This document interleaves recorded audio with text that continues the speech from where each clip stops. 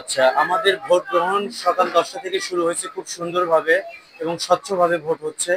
আমরা 100% আশাবাদী যে আমরা উইন করব, গোলাপ ফুল প্যানেলটা উইন করব। আমাদের 100% আশাবাদী, আর আমরা মনে করতেছি যে 100% একটা সুষ্ঠু ভোট হচ্ছে এই নিউ মার্কেটে। এত 14 বছর পরে একটা গ্রেট, একটা সুন্দর পর্যায়ে ভোট হচ্ছে। আমরা 100% আশাবাদী গোলাপ ফুল প্যানেল।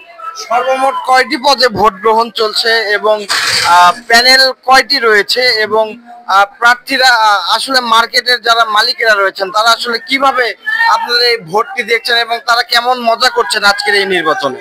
আচ্ছা, প্রথমে পদ হচ্ছে 17টা পদের একটা ভোট হচ্ছে।